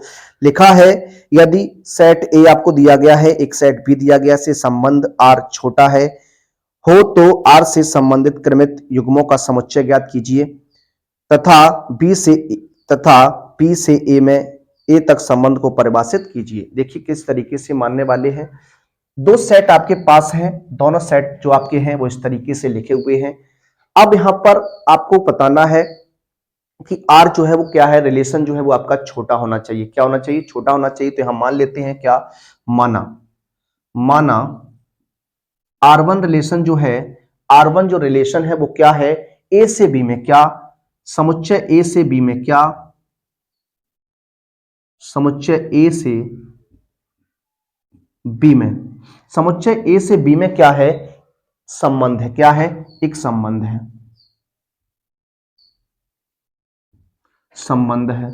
अगर संबंध है तो इसको हम लिख सकते हैं क्या, R1 is a subset of A cross B. क्या हो जाएगा? Is a subset of A cross B हो जाएगा इस तरीके से। तो यहां देयरफॉर हम इसको बता सकते हैं क्या, R1 R1 R1 समुच्चय ए से बी में क्या, समुच्चय ए से बी में छोटा है, ए से बी में छोटा है। अगर ए से बी में छोटा है तो हम इसे किस तरीके से लिख सकते हैं प्यारे बच्चों? देखिए एक रिलेशन R1 आपका क्या बन सकता है, ए से बी में क्या, ए से बी में, ए से बी में R1 जो है वो क्या है, छोटा। रिलेशन जो है छोटा है, वो किस तरीके से आप बना सकते हैं, 1,4 हो जाएगा, 1,5 हो जाएगा, 2,4 हो जाएगा, 2,5 हो जाएगा, 3,4 हो जाएगा, 3,5 हो जाएगा। अब देखिए 4,4 नहीं लेंगे क्योंकि ये बराबर हो जाएगा, तो यहां पर 4,5 लेने वाले, क्या लेने वाले हैं, 4,5 लेने वाले हैं। 5,1 होगा नहीं, 5,4 होगा नहीं, 5,5 होगा नहीं। तो इस तरीके से रिलेशन आपका बनने वाला है। आगे अगर बात करते हैं इसी प्रकार से, उसने सेकंड कंडीशन में कहा कि R2 को एक इसी प्रकार से परिभाषित कीजिए। तो इसी प्रकार हम कह सकते हैं क्या, R2 क्या, R2 क्या, संबंध R2 जो है समुच्चय समुच्चय B से A में एक संबंध है, एक संबंध है। अगर संबंध है तो इसको लिख सकता हूं R2 is a subset of B cross क्या होगा, A होगा। क्या होगा? B क्रॉस A होगा। तो देयरफॉर हम यहां लिख सकते हैं क्या, R2 B से A में, B से A में छोटा है। क्या है? छोटा है। B से A में क्या है, छोटा है। संबंध जो है वो छोटा है। तो यहां R2 आप क्या बना सकते हैं, देखिए जरा, जो आप R2 बना सकते हैं कैसे, देखिए R2 की बात करेंगे तो यहां हो जाएगा 1,2, क्या हो जाएगा, 1,2, 1,3, 1,4, 1,5, ये आपका बनेगा। उसके बाद आपका क्या बन जाएगा, ये आपका रहने वाला है। तो इतना ही आपका ये बनेगा। और आपका क्या बन सकता है, 4,5 बन सकता है। क्या? 4,5 ये बन सकता है। तो इस तरीके से आप इसे बना सकते हैं। इसको आप इस तरीके से सॉल्व कर सकते हैं। तो ये कंडीशन आपकी रहने वाली थी इस प्रश्न में। आइए चलते हैं अपने अगले प्रश्न की ओर और लेते हैं अपना अगला प्रश्न। देखिए बात करेंगे अगले प्रश्न पर और लेंगे अपना पांचवा का दूसरा प्रश्न रहेगा हमारा। लिखा है एक्स वाई जेड का मान ज्ञात कीजिए। एक्स वाई जेड का मान ज्ञात करना आव्यूह एक आपको दिया गया है। आव्यूह ए की बात करते हैं तो आव्यूह ए जो दिया गया है वो आपका क्या है, 0, 2 z x y minus z x minus y and minus z, ये आपका आव्यूह ए है। कह रहा है समीकरण को क्या करता है, संतुष्ट करता है। क्या करता है? समीकरण को संतुष्ट करता है। तो हमें एक्स वाई जेड का मान ज्ञात करना। देखिए अगर हम बात करते हैं यहाँ पर ए डैश की, तो ए डैश क्या होता है, ट्रांसपोज मैट्रिक्स होती है। क्या होती है? ट्रांसपोज मैट्रिक्स होती है। परिवर्ताव्य होता है। परिवर्ताव्य निकालने के लिए क्या करते हैं, पंक्ति होती है उसे हम स्तंभ में बदल देते हैं। पंक्ति को किस में बदलते हैं, स्तंभ में। हो जाएगा 0, 2 z x y minus z x minus y और ये जेड हो जाएगा। हमने क्या किया, इसकी पंक्ति को स्तंभ में कन्वर्ट कर दिया। ठीक है। अब यहां से अगर समीकरण की बात करते हैं, क्या जो समीकरण हमारा है, क्या ए डैश ए बराबर क्या है, आई है, आइडेंटिटी मैट्रिक्स रहने वाली है। तो ए डैश की बात करते हैं तो क्या है, 0 एक्स और एक्स रहेगा। फिर उसके बाद 2 वाई एन माइनस वाई रहेगा। जेड माइनस जेड और जेड रहेगा। उसके बाद बात करेंगे इसकी ए की, तो 0 2 by z x y minus z x minus y और जेड। और आइडेंटिटी मैट्रिक्स की बात करते हैं क्योंकि 3 बाई 3 की मैट्रिक्स है ये, तो आपका हो जाएगा 1 0 0 0 1 0 0 0 1। ठीक है, अब यहाँ क्या कराएंगे, मल्टीप्लाई कराएंगे, तो मल्टीप्लाई करा लीजिए। देखिए पंक्ति का गुणा जो होगा वो स्तंभ में होने वाला इस तरीके से, तो 0 हो जाएगा, फिर एक्स स्क्वायर हो जाएगा प्लस एक्स स्क्वायर हो जाएगा। ठीक है, इसी प्रकार से आप चलेंगे तो आपका हो जाएगा 0 plus x y minus x y हो जाएगा। फिर आप चलेंगे तो हो जाएगा 0 माइनस के जेड एक्स प्लस का जेड एक्स हो जाएगा। इस तरीके से आपका रहेगा। ठीक है, तो करिए दूसरी पंक्ति का गुणा करते हैं, तो ये हो जाएगा 0 plus x y minus x y. आगे चलेंगे तो 4y स्क्वायर और 4y square plus y square plus का वाई स्क्वायर हो जाएगा। और आगे चलेंगे तो हो जाएगा क्या, 2 by z minus y z and minus y z. यहाँ इस पंक्ति का कराएंगे तो हो जाएगा क्या, देखिए 0 minus z x plus Z x. यहाँ कराइएगा तो 2 बाई जेड माइनस का बाई जेड वाई और माइनस का जेड वाई। यहाँ से कराइएगा तो हो जाएगा क्या, Z square plus Z square plus Z square. और बराबर में आपका क्या है 1 0 0 0 1 0 0 0 1। अब देखिए ये सभी कट जाएंगे, ये कट जाएंगे आपस में, तो क्या बनेगा जरा देखिए, ये आपका हो जाएगा क्या, 2x स्क्वायर 0 0 हो जाएगा कितना 0 6y स्क्वायर, क्या 6y स्क्वायर 0। देखिए 4 2 6 और यहाँ भी क्या हो जाएगा 0 और ये हो जाएगा आपका 0 0 और ये हो जाएगा 3z स्क्वायर बराबर कितना 1 0 0 0 1 0 0 0 1। अब आपको क्या करना है, तुलना करा लेनी है। तुलना से तो क्या हो जाएगा, देखिए 2x स्क्वायर बराबर 1, 2x स्क्वायर बराबर 1, एक्स स्क्वायर बराबर 1/2, तो x बराबर प्लस माइनस 1/√2 हो जाएगा। इस तरीके से आपका हो जाएगा। उसके बाद अगर बात करते हैं तो 6y स्क्वायर बराबर 1, तो y स्क्वायर बराबर हो जाएगा 1/6 यानी y बराबर प्लस माइनस 1/√6 हो जाएगा। उसके बाद अगर बात करते हैं जेड स्क्वायर बराबर 3z स्क्वायर बराबर 1 यानी जेड स्क्वायर बराबर 1 हो जाएगा अपॉन 3, तो जेड बराबर हो जाएगा प्लस माइनस 1/√3। ये इसके क्या रहने वाले हैं, आंसर बनने वाले हैं। इस तरीके से हम इसे सॉल्व कर सकते थे, हल कर सकते थे। आइए बढ़ते हैं अपने अगले प्रश्न की ओर और लेते हैं अपना अगला प्रश्न। देखिए बात करेंगे अगले प्रश्न पर। अगला जो प्रश्न हमारा रहेगा प्रश्न नंबर 5। क्या है, कह रहा है कि x के सापेक्ष अवकलन करना है। y बराबर आपको दिया गया x की power x plus cos x की पावर 10x है। इसका हमें क्या करना है, डिफरेंशियल निकालना है। तो इसको मान लेते हैं y बराबर क्या हो जाएगा, u प्लस b हो जाएगा।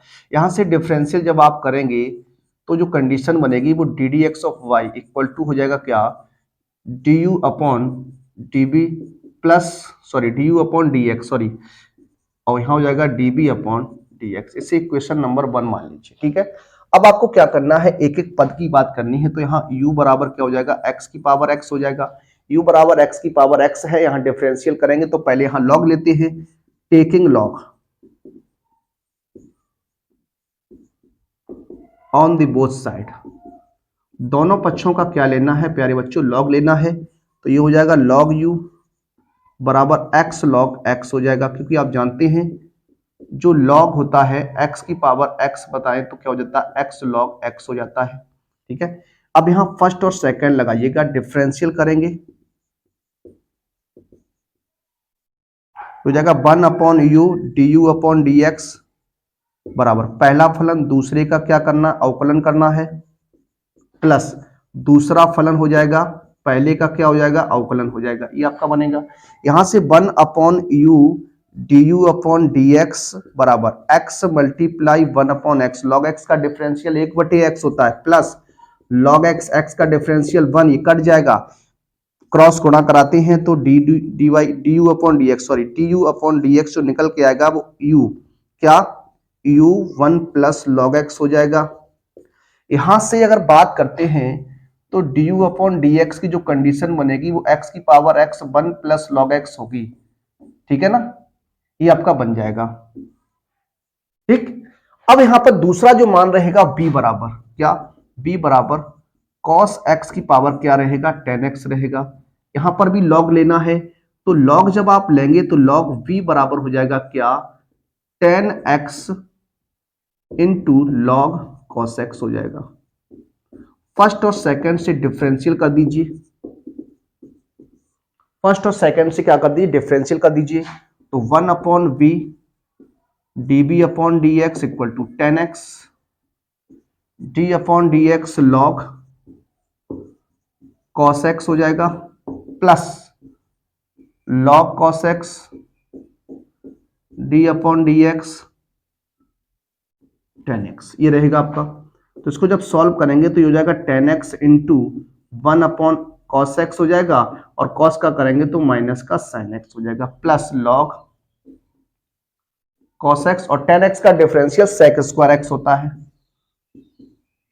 तो यहां से देखिए जो db अपॉन dx निकल के आएगा, इस b को ट्रांसफर करेंगे तो b क्या हो जाएगा, माइनस का 10x इंटू 10x साइन बटे cos 10x हो जाएगा, प्लस ये हो जाएगा sec square x log cos x, ये बन जाएगा। यहां मान रख दीजिए v का मान रखेंगे तो क्या हो जाएगा, देखिए ये db अपॉन dx बनेगा इक्वल टू b का मान क्या है, cos x की पावर 10x, और यहां हो जाएगा क्या, sec square x log cos x पहले लिख देता हूं, और ये हो जाएगा क्या, माइनस का 10 स्क्वायर x, ये आपका बनेगा। ये आपका इतना रहेगा। अब इतना अगर है तो आप क्या करिए, समीकरण 1 में इन्हें रख दीजिए, क्या, समीकरण 1 में इन्हें रख दीजिए और सॉल्व कर दीजिए। तो बात करते हैं समीकरण 1 से। तो ddx ऑफ y का मान निकल के आएगा, ddx of y equal to x की पावर x हो जाएगा, क्योंकि यहां मान रखना है, तो हो जाएगा क्या, 1 प्लस लॉग x हो जाएगा, और प्लस ये हो जाएगा क्या, cos की पावर 10x, और यहां हो जाएगा क्या, sec square x log cos x minus 10 square x, ठीक है। ये इसका क्या हो जाएगा, आंसर हो जाएगा। इस तरीके से ये प्रश्न जो है वो आपका हल होता है, सॉल्व होता है। आइए बढ़ते हैं अपने अगले प्रश्न की ओर और लेते हैं अपना अगला प्रश्न।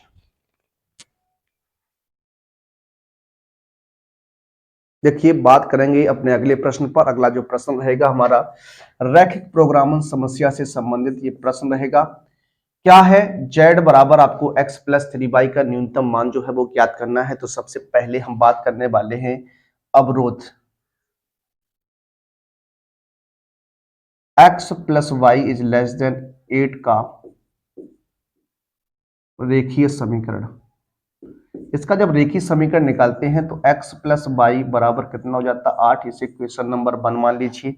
अब देखिए अगर इसको हम बात करें, इसकी हम बात करें तो सबसे पहले यहाँ क्या करना है आपको, जब आपको x का मान यहाँ 0 रखना है तब आप y का मान देखते हैं कितना मिल जाएगा, तब y का मान जो है वो आपको 8 मिल जाएगा। कितना मिल जाएगा, 8 मिल जाएगा।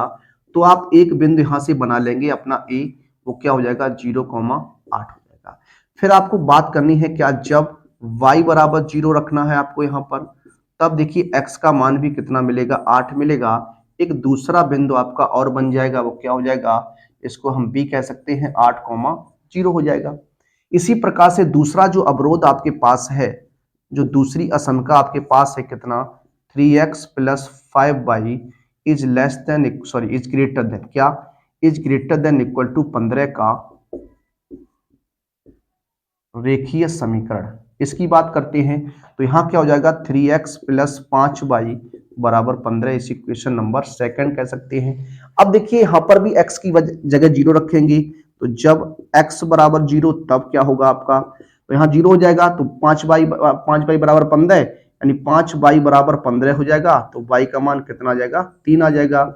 एक बिंदु आप यहां से बना सकते हैं, वो बिंदु C कहलाएगा। क्या हो जाएगा, 0,3 हो जाएगा। ऐसे ही जब आप y का मान 0 रखेंगे तब क्या हो जाएगा, y का मान 0 हो जाएगा, तो 3x बराबर 15 हो जाएगा। तो x बराबर कितना हो जाएगा, 5 हो जाएगा। एक बिंदु आपका पॉइंट यहां से बन जाएगा, उसको हम d नाम देते हैं, 5,3। जीरो हो जाएगा। अब ये पॉइंट्स आपके आ गए हैं, इन्हें क्या करना, आपको प्लॉट करना है। देखिए किस तरीके से बात करते हैं, आलेख करते हैं, आलेख, आलेखीय निरूपण। देखिए अगर हम बात करें, यहां से एक आलेख बनाते हैं इस तरीके से, ठीक है। ये हमारा क्या रहेगा, आलेख खींचने वाला है। ये आपका वाई एच, ये आपका एक्स और ये आपका एक्स डैश हो जाएगा। ये आपका क्या हो जाएगा, वाई डैश हो जाएगा। ये आपका सेंटर हो जाएगा, ओरिजिन 0,0, क्योंकि यहाँ x is greater then 0, y is greater then 0, यानी प्रथम चतुर्थांश की बात हो रही है, फर्स्ट क्वाड्रेंट की बात हो रही है। तो यहाँ देखिए ये हो जाएगा 1 2 3 4 5 6 7 8 एंड 9। इसी तरीके से आप यहाँ 1 2 3 4 5 6 7 एंड 8, इस तरीके से हमने यहाँ पर कुछ नंबर्स प्लॉट कर लिए। पहला जो पॉइंट हमारा क्या 0,8 है, तो फर्स्ट पॉइंट आपका 0,8 ही रहेगा। 0,8 से हम बिंदु ए कह सकते हैं। दूसरा पॉइंट 8,0, तो 8,0 आपका ये रहेगा, ये हमारा बिंदु बी 8,0। इनको मिला देना आपको पटरी की सहायता से, ये आपका हो गया, ठीक है। ये आपका इस तरीके से बनेगा। उसके बाद दूसरे पॉइंट की बात करेंगे। दूसरा पॉइंट 0,3 है, क्या 0,3, तो आपका ये रहेगा, ठीक है। और ये रहेगा 5,0, तो आपका ये रहने वाला है। अब यहां इनको मिलाना है आपको, देखिए इस तरीके से, ठीक है। ये आपका रहेगा, तो ये आपका बिंदु रहेगा डी और ये रहेगा आपका सी। अब देखिए अगर हम बात करते इस रेखा का जो नाम है, इसका क्या नाम है, x प्लस वाई। क्या है, x plus y is less than 8 है। और इस वाली का जो नाम है वो 3x plus 5y is greater than equal to कितना है, 15 है, ठीक है। अब देखिए किस तरीके से हम सुसंगत क्षेत्र की बात करते हैं, किस क्षेत्र की बात करते हैं वो देखिए। यहां पर देखिए 0 प्लस 0 इज लेस देन 8। क्या आपका जो 0 है वो क्या 8 से छोटा होता है? आप कहेंगे जी हाँ 8 से छोटा होगा। अगर ये 8 से छोटा होगा बेटा, तो आप इसको अंदर की तरफ लेकर जाएंगे। जब ये कंडीशन सत्य होती है, क्या जब ये कंडीशन सत्य होती है तो हमें अंदर की तरफ लेना होता है। अब यहां देखते हैं ये 0 प्लस 0 इज ग्रेटर देन 15। क्या 0 जो है वो 15 से क्या बड़ा होता है? नहीं। तो इसको हम रेखा को क्या करेंगे, ये सुसंगत क्षेत्र रहेगा हमारा ये वाला। दोनों रेखाओं से अब ये क्षेत्र जो है वो घिर जाएगा। तो इसी की हमें क्या करनी है, बात करनी है। इसी पर हमें न्यूनतम और अधिकतम मान की बात करनी है, ये रहने वाला है, ठीक है। अब देखिए बात करते हैं इधर हम, क्या कोणीय बिंदु, क्या कोणीय बिंदु हो जाएगा हमारा। और यहां पर क्या हो जाएगा, z बराबर x प्लस 3y का मान, ये रहेगा आपका।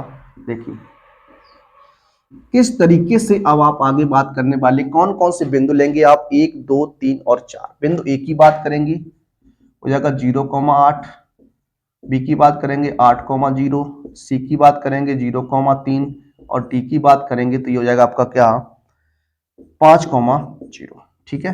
तो ई आप लेने वाले हैं। अब देखिए हाँ मान रख दीजिए, सॉल्व करेंगे तो यहाँ देखिए जब मान रखते हैं तो ये हो जाएगा z बराबर कितना 0 प्लस 24 बराबर 24 हो जाएगा। z बराबर 8 प्लस 0 कितना हो जाएगा 8 हो जाएगा। z बराबर 0 प्लस 9 कितना हो जाएगा 9 हो जाएगा। z बराबर 5 प्लस 0 कितना हो जाएगा 5। सबसे कम न्यूनतम की बात करते हैं तो न्यूनतम जो मान रहेगा वो कितना रहने वाला है, न्यूनतम है तो लिख सकते हैं क्या, अतः बिंदु डी 5,0 पर न्यूनतम मान 5 है। कितना है, 5 है। तो इस तरीके से ऐसे प्रश्नों को लगाते हैं। एक प्रश्न आपका 101% आता ही आता है। आइए बात करते हैं इस 5वें प्रश्न के अंतिम प्रश्न पर और लेते हैं इस प्रश्न को।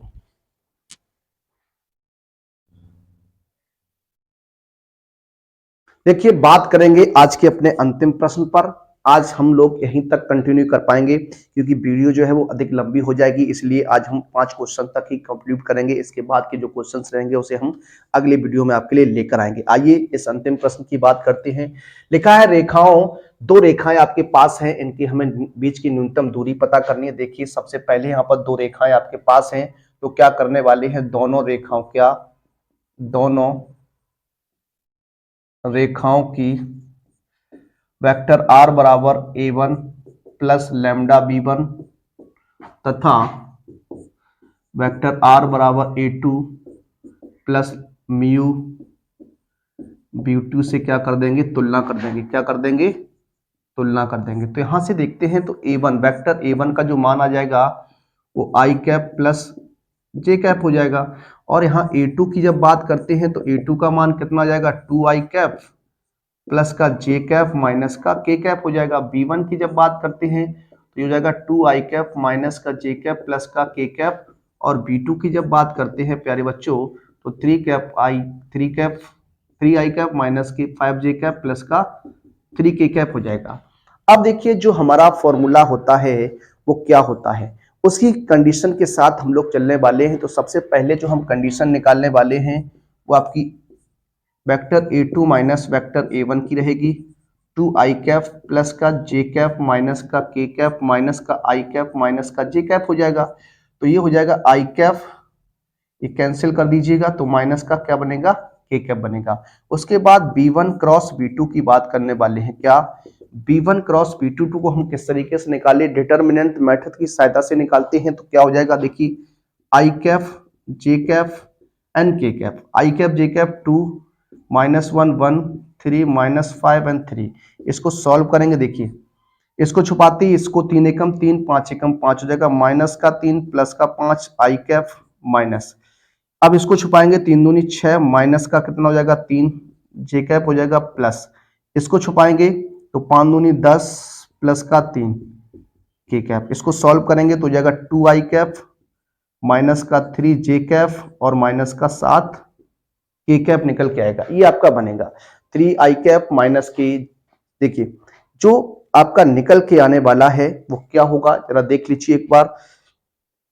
3i कैप क्या यहां से, सॉरी देखिए इसको जब छुपाएंगे तो 3 एकम 3 हो जाएगा। एक बार आप चेक करिएगा क्या कहीं पर मिस्टेक तो नहीं है। तो इस तरीके से आपका बनेगा। देखिए यहां पर क्या है, इसको छुपाएंगे तो ये आपका 3 एकम 3 हो जाएगा क्या, और यहां 5 एकम 5 हो जाएगा।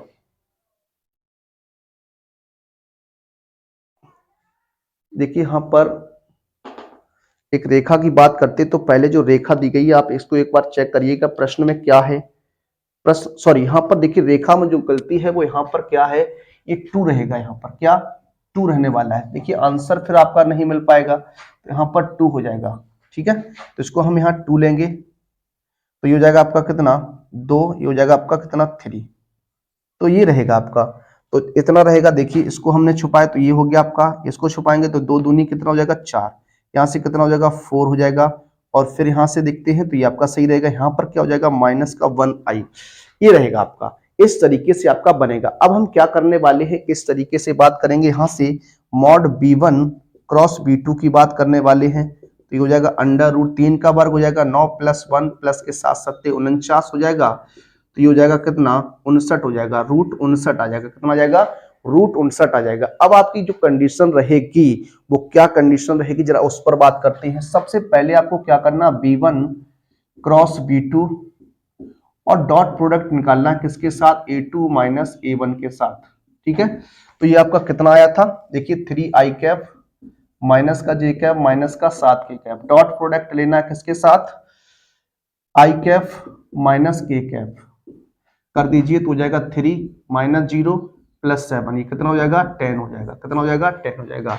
न्यूनतम दूरी की बात करते हैं, न्यूनतम दूरी इसके लिए क्या होता है आपका, देखिए ये आपका होता है क्या, b1 cross b2 dot a2 minus a1 बटे b1 क्रॉस b2, ये आपका होता है। ये आपका क्या होता है, सूत्र होता है। इस कंडीशन में आपको मान रख देना है। देखिए तो अगर बात करें तो इसका मान आपने 10 निकाल लिया और ये आपका कितना है, ये आपका √59 रहेगा। कितना रहेगा, √59 रहेगा। और ये आंसर बनने वाला है 10 बटे √59 इकाई, ये आपका मान आ गया। इस तरीके से आप इसे सॉल्व करने वाले थे, ये इसका आंसर रहेगा। मिलेंगे आप सभी से इसके आगे के प्रश्नों के साथ अगले वीडियो में। तब तक के लिए आप सभी को जय हिंद, जय भारत, वंदे मातरम।